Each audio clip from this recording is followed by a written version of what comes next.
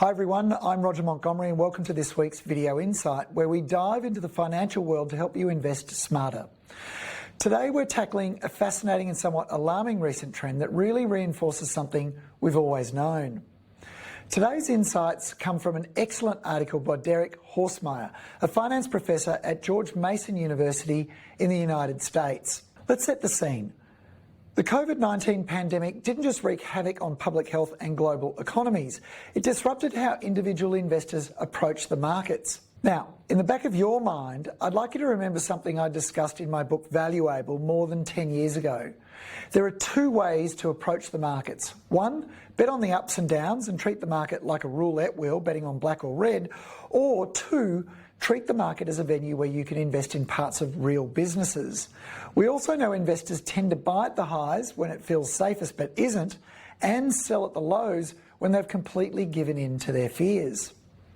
According to Horstmeyer, between 2020 and 2024, investors exhibited riskier and less efficient trading behaviours compared to pre-pandemic times. And here's the kicker, this poor market timing has cost them billions of dollars annually in lost portfolio value. In fact, from 2015 to 2019, poor market timing cost investors in actively traded mutual funds about 0.5% in annual returns. But post-COVID, that number nearly doubled to over 1.01 percentage points per year. Let me break that down. Investors are leaving more money on the table now than ever before, thanks to panic selling and buying at the wrong time, for example, because of FOMO or fear of missing out. 2 years ago, at the end of 22, we said that stocks were cheap, and with PE ratios at historic lows, especially for small caps, all that had to happen was good earnings growth to drive attractive investor returns. We said back then if PEs expanded again, investors would make a mozza. Indeed, in the last 2 years, the Montgomery Small Companies Fund has generated a return of 30.57% or 14.27% per year. For completeness, the fund has generated 9.59% per annum since its inception on the 20th of September 2019. And that compares to just over 4.6% per annum for the S&P Small Ordinaries Accumulation Index.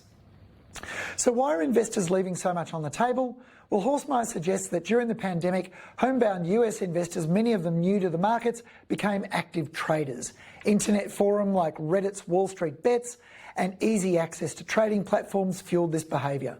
Unfortunately, this trigger-happy trading persisted even as the pandemic's immediate impacts faded. Of course, the key takeaway is most investors are better off not trying to time the market. The data shows that even seasoned pros struggle with this. So the next time you feel the urge to jump in or out based on a market swing, take a deep breath and think long term. Well, that's all we have time for. Thanks for watching, and a big thank you to Derek Horstmeyer for his insightful research. Don't forget to like, subscribe and follow us on Facebook and X. See you next time.